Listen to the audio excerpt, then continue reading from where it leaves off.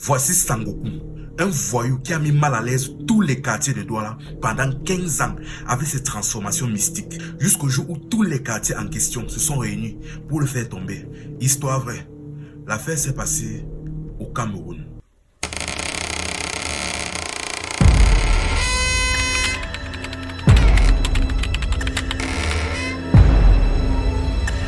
Déjà avant de commencer, il y a des personnes qui se disaient têtues. Sauf que dans têtu, il y a têtu et têtu. Dans la délinquance, il y a délinquant et délinquant. Et à un certain niveau de délinquance, d'autres utilisent déjà des écorces. Ici, on appelle ça écorce ngang. C'est-à-dire d'autres à un niveau utilisent maintenant la sorcellerie pour bagarrer. Mais bref, avant de continuer, likez et partagez la vidéo au maximum, que cette histoire puisse toucher le plus de monde possible. Voici le fameux Sangoku en question. Déjà, on ne sait pas trop comment il a fait, par où il est passé, qui il est allé voir pour avoir ses écorces, pour avoir la force surnaturelle qu'il avait aujourd'hui. Mais bref, grâce à ça, il a réussi à régner littéralement sur tous les quartiers de Douala. Je ne dis pas la ville de Douala, je dis les quartiers de Douala. Tous les quartiers de Douala le connaissaient. L'affaire donc se passe donc un 11 février, pendant la fête de la jeunesse, à Mapanda, dans un collège. Pendant le collège dont la question, donc, il fallait donc gérer la sécurité à l'entrée. Connaissant donc la force physique de Sangoku en question, on a fait donc appel à lui pour garder l'entrée. Bien évidemment, il était rémunéré. Comme il était là donc à l'entrée, il gérait l'entrée, il n'y avait pas de problème. Sauf qu'à un moment donné, il y a un autre voyou là qui a essayé de passer de force. Il a donc bloqué et il lui a servi une gifle. Le gars, le type en question s'est fâché. Il s'est levé pour vouloir bagarrer. Sauf que Sangoku lui a mis un coup, un seul. Le type est tombé. Et quand il est tombé, au lieu de s'arrêter là, Sangoku est monté sur lui et il a tapé au sol pendant 30 minutes. 30 minutes. Dès qu'il a terminé, il s'est levé sur lui. Le type s'est levé donc avec les nerfs. Il est parti et cette fois-ci, quelques minutes plus tard, il est revenu avec 7 personnes. Ils ont encerclé Sangoku donc pour pouvoir finir avec lui. Sauf que comme j'ai dit, Sangoku déjà de base, il était fort physiquement. Mais en plus de physiquement, il avait encore des gangs. La force, le mystique sur lui. La bagarre, c'est à partir de là que les gens ont vu vraiment la force du gars. C'était un coup par personne, chacun tombait. À chaque fois qu'il donnait un coup à quelqu'un, la personne tombait. Un coup, pas deux, un seul par personne. Donc il lui a fallu que 7 coups pour coucher les 7 personnes. Dès que c'est fini là, les gars sont partis. Sauf que comme ils sont partis là, ils n'ont pas voulu laisser. Pendant les 2 mois qui ont suivi, parce que vous devez comprendre que Sangoku, bien qu'il régnait sur tous les quartiers de Douala, il mettait mal à l'aise tout le monde. Je dis bien tout le monde. Disons que ce n'était pas quelqu'un de très bien. Ce qui fait donc que énormément de personnes avaient de la rancune contre lui. Pendant les 2 mois donc qui ont suivi, les gars se préparaient. Les gars avaient entassé les gens. Ils partaient en brousse. Les gars faisaient des semaines dans des marmites. Quand je dis dans des marmites, je pense que certains vont comprendre ce que je vais dire par là. Certains passaient des semaines dans des marmites, dans des cases, chez des pygmées. Ils se blindaient parce qu'ils étaient nombreux à vouloir finir avec lui. Ils se blindaient. Ils travaillaient sur eux, ils attachaient les écorces, les gangs, ils se préparaient tous. Après donc les 2 mois donc en question, donc Sangoku donc était donc au Bénédaya, en train de se mettre à l'aise, il mangeait. Sauf qu'à un moment donné, on voit comment il y a des motos qui arrivent là, une quarantaine de motos qui arrivent, qui garent. Sur chaque moto, il y avait au moins 4 personnes. Pas 2, pas 3, 4 personnes. Et chacun était équipé d'une machette. Chacun descend. Il y a d'abord, ils sont entrés de Béda. Il y a d'abord un qui s'est mis devant lui. Il a dit Sangoku, les années où tu nous mets mal à l'aise ici, là, c'est fini. Aujourd'hui, là, c'est fini. On va finir avec toi aujourd'hui. Au même moment qu'il a dit ça, Sangoku s'est levé. Il n'a pas cogité. Il a dit, comme vous êtes là, non, comme vous commencez là, sachez que si je sors d'ici vivant, vous, vos familles, même ceux qui ne sont pas concernés, même ceux qui ne connaissent rien, je vais finir avec vous tous.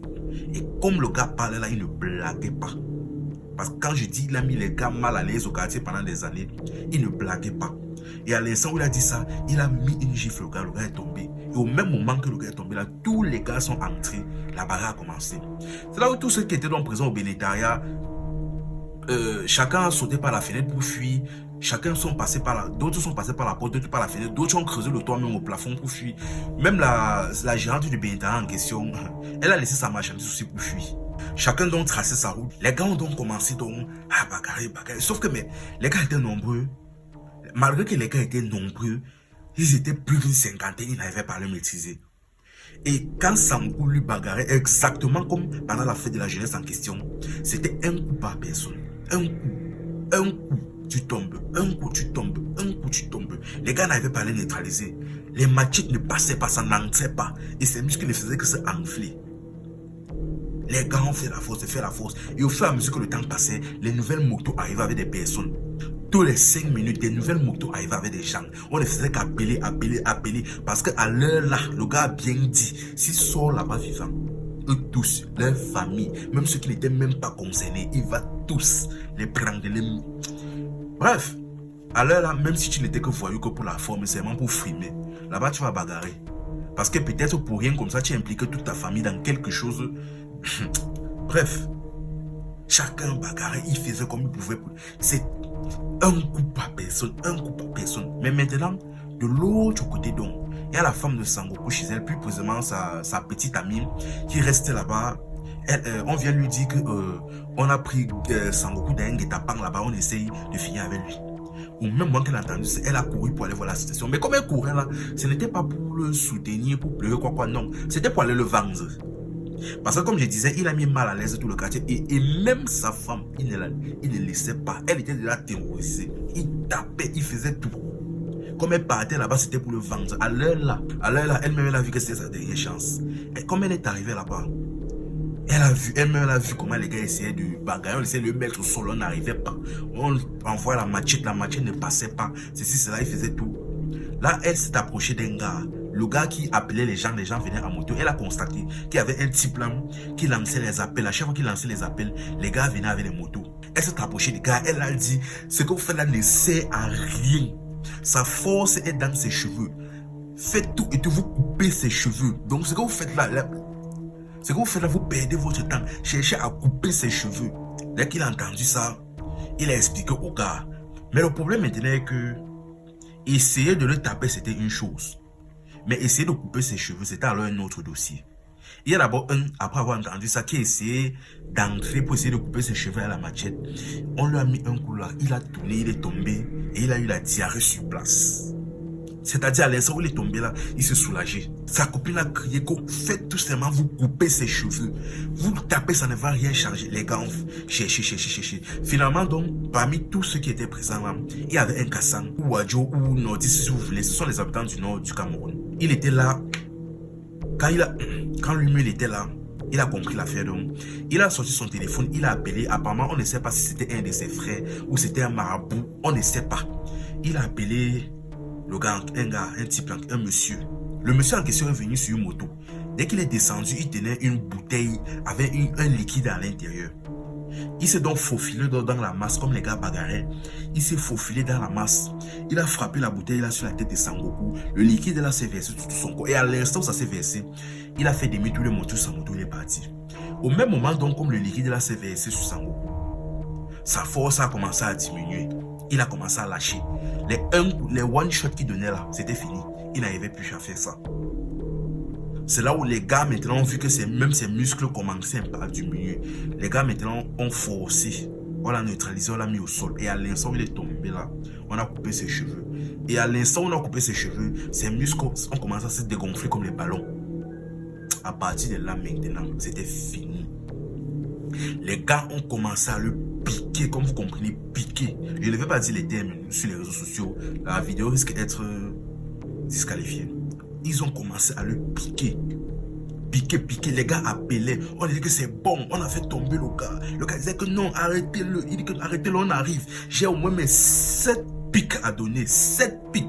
Les gars ont commencé à venir. D'autres même prenaient les bus. Ils descendaient, ils arrivaient. Parce que la rancune que le type avait laissée sur tout le monde. Les gars sont venus, ils ont piqué. C'est comme si même sa femme aussi est venue piquer. Bref. Et c'est ainsi donc que le fameux Sangoku, le voyou qui a mis mal à l'aise tous les quartiers de Douala pendant des années. C'est ainsi donc que sa légende en question s'est arrêtée. Juste pour vous dire que dans le voyeurisme, il y a voyou et voyou. Peu importe le temps que tu mets au sommet, tôt ou tard, soit tu vas laisser à quelqu'un, soit tu vas tomber. Lui, dans son cas, il est tombé. Enfin bref, la famille. C'est une histoire qui s'est passée, c'est une histoire vraie qui s'est passée au Cameroun. les Camerounais en commentaire, pour tous ceux qui ont connu ou qui en ont déjà entendu parler. Je vous attends dans les commentaires. C'était Info et Amusement. Ici, on s'informe et on s'amuse.